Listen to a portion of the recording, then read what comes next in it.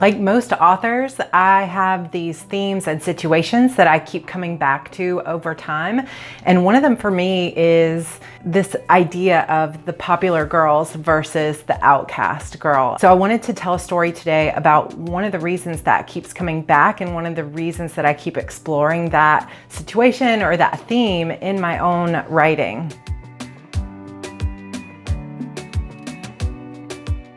So when I was in 5th grade, I was standing on the playground at recess when I see this group of girls walking straight toward me. Now, just to give you a little bit of background, I lived in a very small town, like the kind of place where I went to school with the same people from kindergarten to graduation, and we had less than 100 people in our class, so we all knew each other really well. I was never considered myself one of them because I knew that I wasn't super popular or anything, but I still considered these girls to be my friends, right? Well, these girls marched over to me, their eyes locked on my face. I still remember this feeling of my stomach churning and, growing into knots because there was not a single smile on anyone's face. They were just marching over to me and I knew this cannot be good, right? When they finally reached me, the girl at the front of the group puts one hand on her hip and she says, "We've decided you're not pretty enough to be our friend anymore."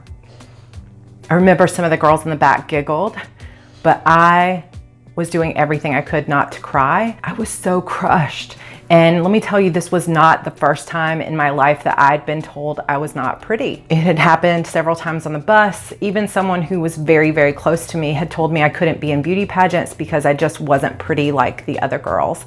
So this was already something that I believed to be true about myself to some degree. And it was one of those moments that you just never forget. I don't know how much you know about small town life or if you grew up in a small town yourself, but it's not anonymous. Everybody knows everybody and everyone knows what's going on in the social structure. So when those girls declared that I was no longer pretty enough to be one of the group or one of their friends, nobody else in school talked to me in my grade level. And even my very first little boyfriend in 5th grade, he walked up to me that afternoon and he put down this wooden circular necklace that I had made for him. And he just put it on my desk and walked away. And he didn't say a word, but I knew exactly what that meant. I had just, in my 5th grade, social life, I had just lost everything. Pretty much for the rest of that year, hardly anybody talked to me. Every day at recess, I would walk to the edge of the playground and I would sit along the fence and watch the cars go by and pick at the grass and hope that nobody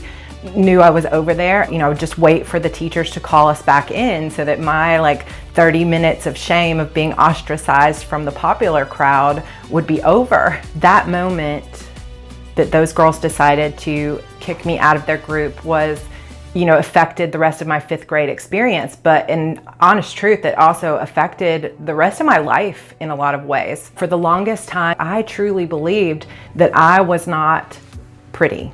Even though time passed and the years rolled on, and even though I made new friends and I had new boyfriends and new experiences and I had my own groups that I belonged to and my own crowd that I belonged to, I still carried that with me for a long time, believing that I was never good enough, that I was never pretty enough. And the way that this affected me, it's looking back at it now, it's so ridiculous. I spent so much of my life after that trying to be who I thought I was supposed to be, trying to be the person I was expected to be, the Sarah that everyone else wanted me to be, because I felt like the Sarah that I was obviously wasn't good enough. So I had to try to be someone else because I was always chasing that outside validation of being good enough, right? All I wanted was to be accepted and loved. So instead of becoming more myself and more true to myself, I tried to be what someone else wanted me to be. I was terrified to be myself because I thought being me wasn't good enough, right?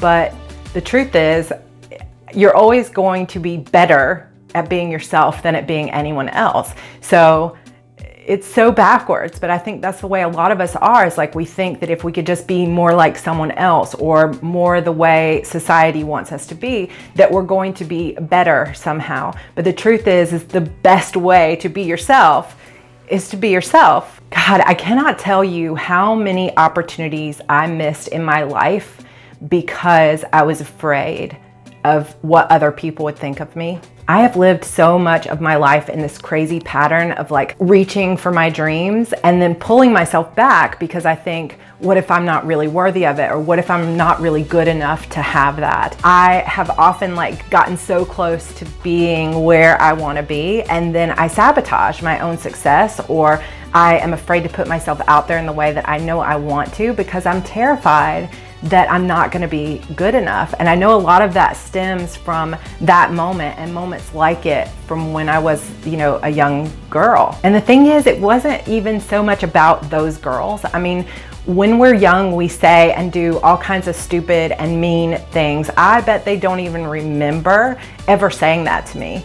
But the person that I really need to forgive is myself, because I was the one who chose to believe them rather than believing in myself. It has taken me decades now to get to a place where I am happy just being myself, where I'm finally like breaking free of expectation and exploring what it is I really want out of life and the person that I really want to be. About a year ago, something really clicked for me. I just realized, you know what? I'm done.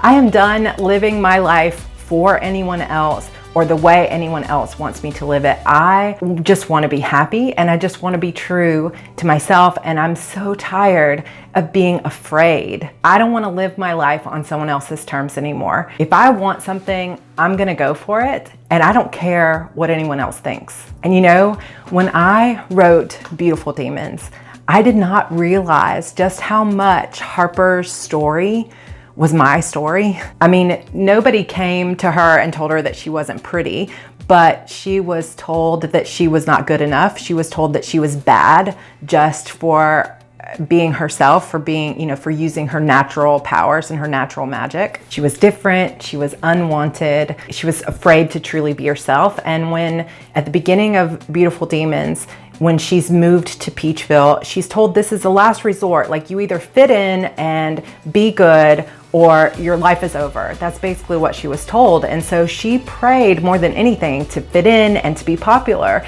And that was how I spent a lot of my own life, was like praying that people would accept me and that I could be, good and be just like them. Harper, likewise, tried to control her own powers and dim her own magic and the things that made her uniquely her so that she could just be accepted and liked. But the truth is that the very things that made other people reject Harper are the things that made her uniquely special. And without her special abilities and her unwavering belief that things could be different, there wouldn't be a story. There wouldn't even be a heroine. She certainly wouldn't be the heroine of the story. She would just be another cheerleader.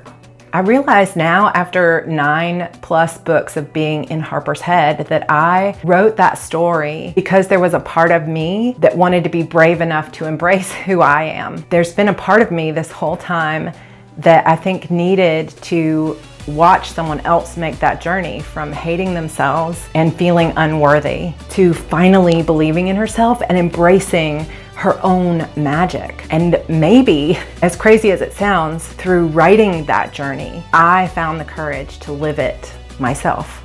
I want to be the very best version of me, not of anyone else, not the version that other people tell me I should be. I want to be the very best version of Sarra, because you know what? She's amazing, she's powerful, she is creative and totally geeky and ridiculous, and she is pretty.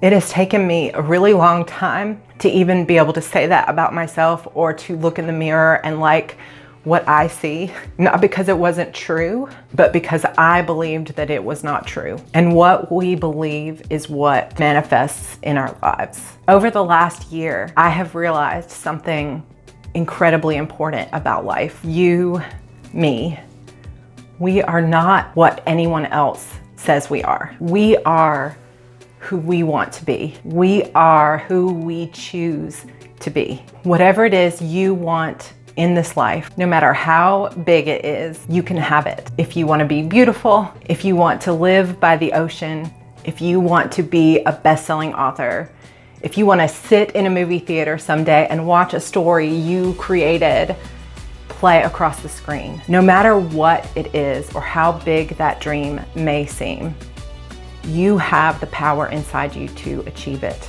Not because somebody told you you can, or because someone else said you are good enough, but because you believed in yourself. You are special and good.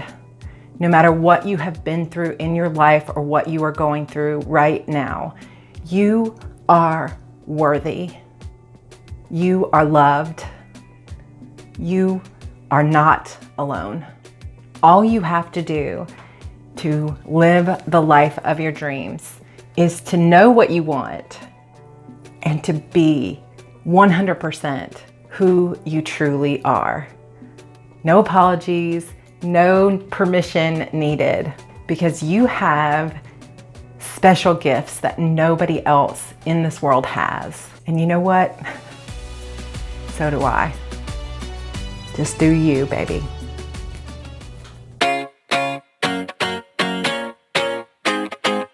I'd run 1,000 miles if I could run with you. And from what I have heard, you do the same thing too. I wanna say forever, we could be good together. Guess misery loves company. Better too late than never. You know we could do better. So take a chance and run with me. Everywhere we go, we turn to paradise. All I know is that I need you in my life. Let me show you how it feels to roll the dice. You know you want it. Just say the word. Everywhere we go, we turn to paradise. All I know is that I need you in my life. Let me show you how it feels to roll the dice. You know you want it. Just say the word. Oh. Okay, I think that's a wrap.